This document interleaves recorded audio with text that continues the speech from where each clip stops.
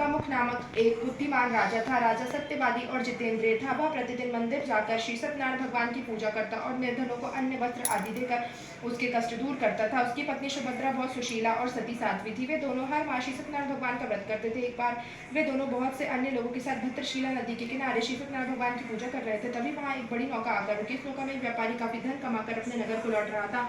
नौका से उतरकर वह व्यापारी राजा के समीप पहुंचा। राजा को पूजा करते हुआ देखकर उसने पूछा, हे राजन, आप किसकी पूजा कर रहे हैं? इस पूजा से क्या फल मिलता है? राजा ने उस व्यापारी से कहा, मैं अपनी प्रजा के साथ श्री सत्यनारायण भगवान की पूजा कर रहा हूँ। उस पूजन और व्रत के प्रभाव से मेरे राज्य की सारी प्रजा सुखी रहती है।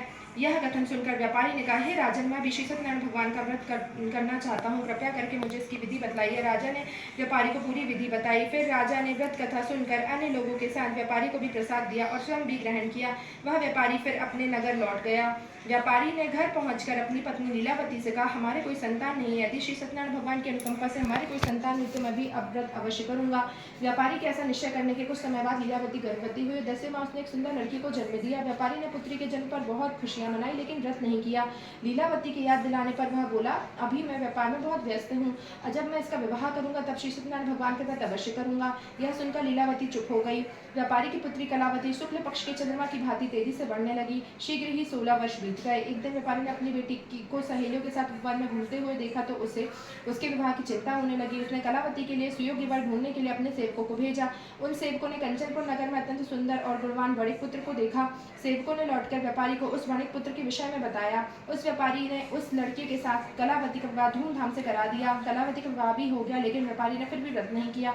लीलावती ने जब अपने पति को याद दिलाया तो उस व्यापारी ने कहा, लीलावती, अभी तो मैं अपने दामाद के साथ व्यापार को जा रहा हूँ। व्यापार से लौटकर श्री सत्यनारायण भगवान का व्रत और पूजन जरूर करूंगा। यह कहकर व्यापारी कई नौकाओं में सामान भरकर अपने दामाद और सेवकों के साथ व्यापार के लिए चला गया।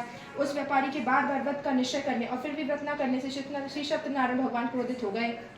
व्यापारी अपने दामाद के साथ अपने सारपुर नामक नगर में पहुंचकर व्यापार करने लगा। श्री सत्यनारायण भगवान की माया से कुछ चोर राजा के महल में चोरी करके भाग रहे थे। भागते हुए चोरों ने पीछा करने वाले सैनिकों से बचने के लिए चोरी का माल व्यापारी की नाव में छुपा दिया और आसानी से भाग गए। चोरों का पीछा करते हुए सैनिक व्यापारियों की नाव के पास पहुंचा। नावों की तलाशी लेने पर उन्हें राजा का चोरी किया गया धन मिल गया। तब वे सैनिक उस व्यापारी और उसके दामाद को बांधकर राजा चंद्रकेतु के पास ले गए। राजा ने उन दोनों को कारावास में डाल दिया और उनका सारा धन जब्त कर लिया। श्री सत्यनारायण भगवान के प्रकोप से उधर लीलावती भी कई मुसीबतों में पड़ गई। चोर उसके घर से सारा धन चुरा ले गए। भूख प्यास से व्याकुल कलावती अन्न की चिंता में एक ब्राह्मण के घर गई। वहां श्री सत्यनारायण भगवान की व्रत कथा हो रही थी। कलावती ने भी वहां बैठकर व्रत कथा सुनी और प्रसाद दिया। फिर घर लौटकर उसने अपनी माँ को सारी बात बताई। कलावती से सुनकर लीलावती ने भी श्री सत्यनारायण भगवान का व्रत करने का निश्चय किया। अगले दिन लीलावती ने अपने परिवार के साथ श्री सत्यनारायण भगवान का पूजन किया और फिर सबको प्रसाद बांटकर स्वयं भी ग्रहण किया। लीलावती ने अपने पति और दामाद के शीघ्र घर लौट आने की कामना से यह व्रत किया था। लीलावती की विधि पूर्वक व्रत करने और प्रसाद ग्रहण करने से श्री सत्यनारायण भगवान प्रसन्न हो गए और उसकी मनोकामनाएं पूरी की। उन्होंने राजा चंद्रकेतु को स्वप्न में दर्शन देकर कहा, हे राजन, वह व्यापारी और उसका दामाद बिल्कुल निर्दोष है। सुबह ही उन दोनों को छोड़कर उसका सारा धन लौटा दे, अन्यथा तुम्हारा सारा धन, वैभव, राज्य आदि नष्ट कर दूंगा। इतना कहकर भगवान अंतर्ध्यान हो गए। प्रातः होते ही राजा चंद्रकेतु ने अपने मंत्रियों और राज ज्योतिषियों को रात के स्वप्न के बारे में बताया और तुरंत उन दोनों को छोड़ दिया। उनका सारा धन भी लौटा दिया। इस प्रकार श्री सत्यनारायण भगवान की कृपा से वे दोनों अपने नगर की ओर चले गए। बोलो सत्यनारायण भगवान की जय। तृतीय अध्याय समाप्तम।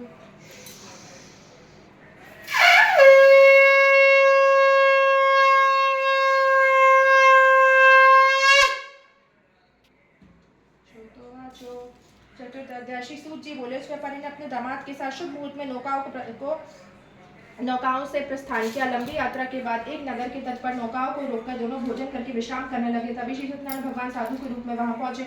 उन्होंने व्यापारी से पूछा, हे बड़ी, तेरी नौकाओं में क्या है? मन ही मन यह सोचकर श्री साधु अवश्य कुछ मांगने की इच्छा से पूछ रहे हैं। व्यापारी ने झूठ बोल दिया, हे दंडी स्वामी, मेरी नौकाओं में तो बेर और पत्र भरे हुए हैं। व्यापारी के झूठे वचन सुनकर भगवान ने कहा, हे वैश्य, तुम्हारा वचन सत्य होगा। इतना कहकर दंडी वेशधारी भगवान वहां से चले गए। व्यापारी ने जब अपनी नौकाओं में बेर और पत्ते भरे हुए देखे तो वह मूर्छित होकर गिर पड़ा।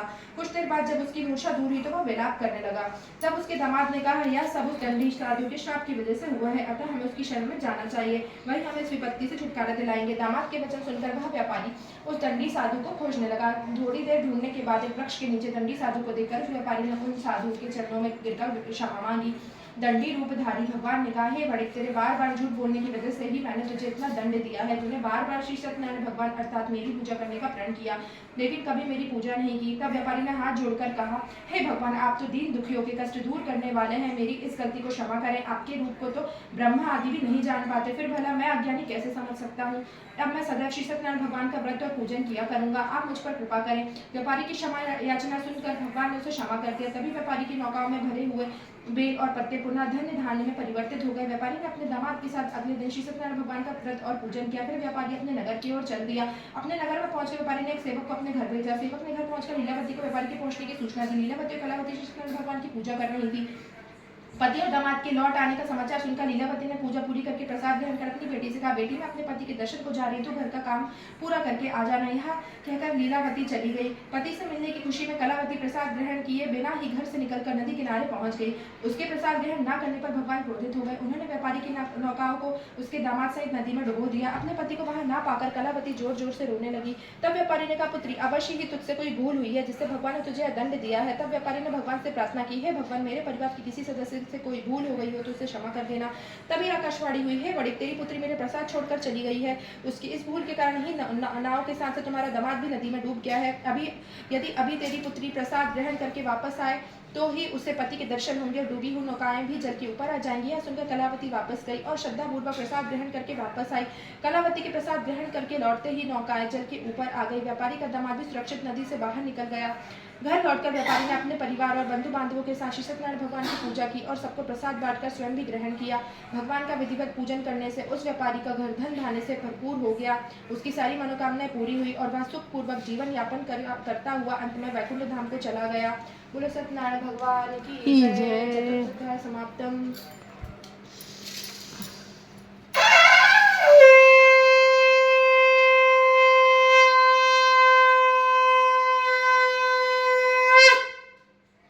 श्रोतोवाचो पंचम अध्याय। श्री सूत जी बोले, हे ऋषि मुनियों, मैं एक अन्य कथा भी सुनाता हूँ। कौशलपुर में तुंगध्वज नाम का एक राजा था। उसकी प्रजा सुखपूर्वक रह रही थी, लेकिन एक बार उसने भी श्री सत्यनारायण भगवान का प्रसाद ग्रहण नहीं किया था, जिससे उसे बहुत दुख झेलने पड़े थे। एक दिन राजा तुंगध्वज जंगल में हिंसक जानवरों का शिकार करने गया था। शिकार के पीछे तेजी से घोड़ा दौड़ाते हुए वह अपने सैनिकों से अलग हो गया। शिकार की दौड़ धूप से वह बहुत थक गया था। कुछ देर विश्राम करने के लिए वह एक बड़े वृक्ष के नीचे बैठ गया। समीप ही कुछ ग्वाले श्री सत्यनारायण भगवान का पूजन कर रहे थे। राजा उनके पास से गुजरा, लेकिन उसने भगवान को नमस्कार नहीं किया। ग्वालों ने पूजा करके राजा को प्रसाद दिया तो उसने उनको छोटे लोग समझकर प्रसाद ग्रहण नहीं किया और घोड़े पर सवार होकर अपने नगर को चला गया। महल के पास पहुंचते ही राजा बुरी तरह चौंक गया। महल में आग लग गई थी। जल्दी पूरा महल जलकर खाक हो गया था और उसकी पत्नी पुत्र पुत्री आदि भी जल गए थे। तब राज ज्योतिषी ने राजा से कहा, महाराज, आपसे अवश्य कोई भूल हुई है। अगर आप उस भूल का प्रायश्चित कर लेंगे तो सब कुछ पहले की तरह हो जाएगा। राजा को तुरंत अपनी भूल ध्यान आ गई। फिर मंदिर में जाकर राजा ने श्री सत्यनारायण भगवान से क्षमा मांगी और उनकी पूजा की। पूजन के बाद प्रसाद ग्रहण करने पर भगवान की कृपा से राजा का महल पहले की तरह हो गया। महल में रानी, पुत्र पुत्री आदि भी सकुशल मिल गए। फिर राजा दीर्घ काल तक श्री सत्यनारायण भगवान की पूजा करता रहा। जीवन के सभी सुखों को भोगकर अंत में राजा तुंगध्वज वैकुंठ धाम चला गया।